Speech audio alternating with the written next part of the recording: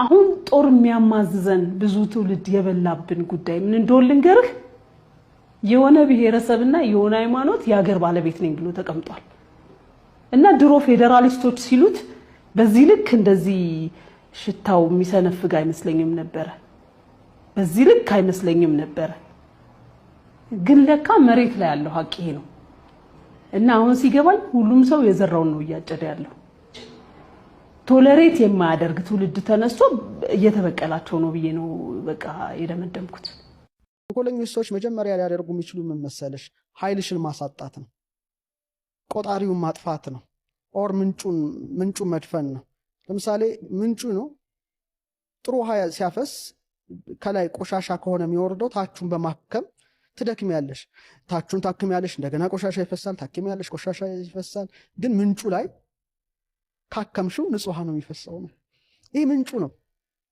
እና በጣም የኢትዮጵያ ፊደል ኃይል አለው የኢትዮጵያ የዘመን ቀመር ኃይል አለው 13 ወር ጸጋ ሲባል ጳጉሜንን ጨምሮ ኃይል አለው ስለዚህ ይሄን ኃይል ከቆረጥሽው ህዝቡን ኃይል ታሳጨዋለሽ ነው የኃይል ሴንተር ነው ዜማው ኃይል ነው ቅዱስ ያሬድ ዜማ ኃይል ነው ፊደሉ ኃይል ነው የዘመን አቆጣጠሩ ኃይል ነው እነዚህ ላይ ሊነሳ ይችላል ኃይል ለማሳጣት ነው ሁሉ ሊሆን ይችላል እና ሰዎች መንቃት አለባቸው ነው የዘመን አቆጣጠራቸው ሊነካ ሚነካ ኃይል ከመጣ ኃይላቸውን እየቆረጠ ነው ያዳክተማቸው ነው በአርቲስትነት ልቅም አርገሽ የበላሹ ገንዘብ በአማራው ስም ነው የኦሮሞን ባህል አስተዋውቀሽ አይደለም ስትበይ ነበር ድራማሽን ስትሰሪ የነበረው በኦሮሞ ባህል አስተዋውቀሽ አልነበረም የኦሮሞ ባህል ምርጥ ባህል አለው ምርጥ ቋንቋ አለው በኦሮሞ ዘፈን የሚታወቁ እነ ነፍሱን ይማረው ዶክተር አሊ ቢራ ነበር እኛ ራሱ እናደንቀዋለን አማሌሌሌ ሲል ያልሰማው የለም በጣም የሚገርም ጥበብ ያላቸው የኦሮሞ ልጆች አሉ ቋንቋ ውብ ነው ባህሉ ውብ ነው ስራቸው ውብ ነው አሉ የሚመቹኝ የኦሮሞ ልጆች አሉ የኦሮሞ አርቲስቶች አሉ ደስ የሚሉ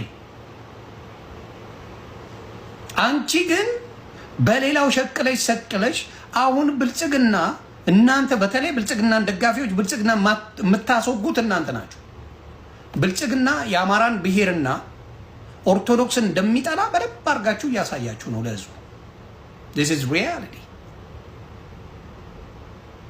ብልጽግና መሆን ተስፋዬ እንትና ታየ ደንዳን ማየት ትችላለህ ይቅርታ ታየ ደንዳን አልኩኝ ታየ ቦጋለ ማየት ትችላለህ ልክ ብልጽግናን ሲቀላቀል ኤርሚያስ ለገሰን ማየት ትችላለህ አማራንና ኦርቶዶክስን መጥላት ነው ማየት ነው በላይ በቀለው ያሚ ብልጽግና ስትቀላቀል አማራንና ኦርቶዶክስን መጥላት ነው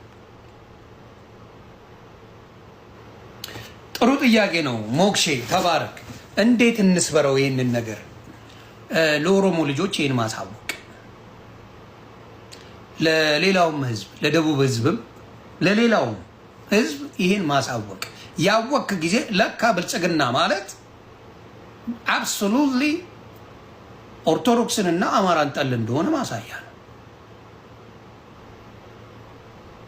አራት ነጥብ እንዲሁም በኦሮሞ በኩል ስትሄድ የነሱን አይዲያ ያልተቀበለ የኦሮሞ ልጅ ይበላል የብልጽግናን አይዲያ የማይቀበል የኦሮሞ ልጅ ይበላል አስቴር በዳኔ ምትባል ሰው ኢትዮጵያውያን ለእንዲህ አይነት ለማያባራ እልቂት የዳረገን አንድ ብሔርና አንድ ሃይማኖት ሀገሪቱን በሙሉ የኔ ነው በማለታቸው ነው በፌደራሊስት ኃይሎች ሲናገሩት የነበረው ውሸት ይመስለኝ ነበር በከፋ ሁኔታ መሬት ላይ አለ ይሰቀጥጣል ይሰነፍጣል ምናምን የሚልም ቀጣይ ነገሮች አሉ ታብረው ይሄንን በተመለከተ ሀብትሽ በመጀመሪያ አንድ ሃይማኖትና አንድ ሃይማኖት ማለት ያው ኦርቶዶክስን ነው ከዛ ብሔር የሚባለው ደግሞ አማራው ነው ለመናገር እንግዲህ አንተ የአማራ ተወላጅ ነህ እኔም የአማራ ተወላጅ ነኝ አሁን የህልሙና ትግል ውስጥ ስለገባን አማራ ንል ይሆናል እንጂ ብለንም አናቀም ሌላውም አማራ በአማራነቱ እቺ ሀገር የኔ ብቻ ናት ብሎ ሲሰብክም ሰብቼ ስለማላቅ አሁን ምን ተፈልጎ ይሄ ጉዳይ ወደዚህ ወደ አደባባይ እንዲወጣ ተደረገ? ምንድነው ዓላማው? ምንድነው ሐሳቡ? ሐሳቡማ ግልጽ ነው። በብሔርና በሃይማኖት መሃል እየገቡ በሰዎች መሃል ግጭት ለመፍጠርና ጸብ ለመዝራት የተደረገ ሐሳብ ነው። ብዙ ሰዎች ይሄን ሐሳብ እየሰሙ ወደ ግጭትና ወደ ጸብ እንዲገቡ ለማድረግ የሚገፋፋ ነው እና በሃይማኖቶች መካከልም ያለውን መተማመን ለመሸርሸር ወይንም በህዝብና በመንግስት መካከል ያለውን መተማመን ለማጥፋትና ግጭት ለመቀስቀስ በሚመስል ሁኔታ ሆን ተብሎ እንደዚህ አንድን ማህበረሰብ ለይቶ መናገር ይሄ ተገቢ ያልሆነ በጣም አደገኛ የሆነ መልእክት ነውና እንደዚህ አይነት ነገሮችን መስማት ተገቢ አይደለም። እንደ አንድ ማህበረሰብ እንደሚያገናዝብ ሰው እነዚህ የሚያወሩትን ተንኮላቸውን፣ ሴራቸውን ልንረዳባቸው ወይንም ቀድመን ልናውቅባቸው ይገባል። እነዚህ እንደዚህ አይነት ሰዎች በጣም ያልታወቀባቸው ከባድ ተንኮለኛ ሰዎች ናቸው እና ጥሩ መስሎ ይመጡና የማይሆን ወሬ እያወሩ ሰዎችን መሀል ግጭት ለመፍጠር በጣም የሚሰሩና አደገኛ አካሄድ የሚሄዱ ሰዎች ናቸው።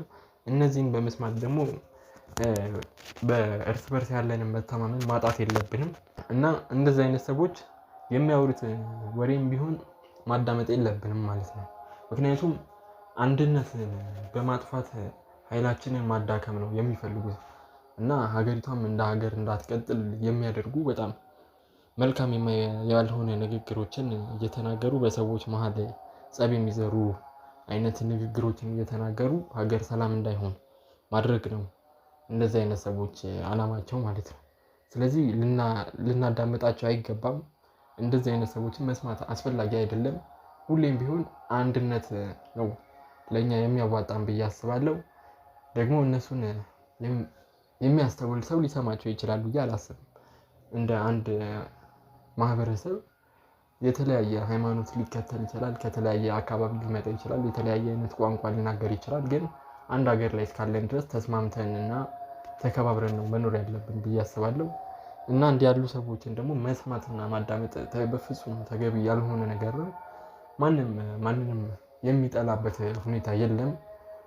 ወይንም ደግሞ ማንም የኔ ነው ብሎ ለይቶ ለብቻው ለመውሰድ ሀገር ለመውሰድ የሞከረም የለም። ማንም እንደዛ ያለ የለምና ምንም በሌለበት ሁኔታ ተነስተው እንዲህ ያሉ ሰዎች መሀል ጸብ የሚጭሩ ነገሮችን እየተናገሩ ነገ ለሀገር ለትውልድም የማይበጅ ነገር እንዲመጣ ወይንም እንደ ሀገርም የምናፍርበት ታሪክ እንዲኖረን ሊያደርጉ እየሞከሩ ነውና በዚህ ሰዓት እንደዚህ አይነት ሰዎችን ማዳመጥ አስፈላጊ አይደለም።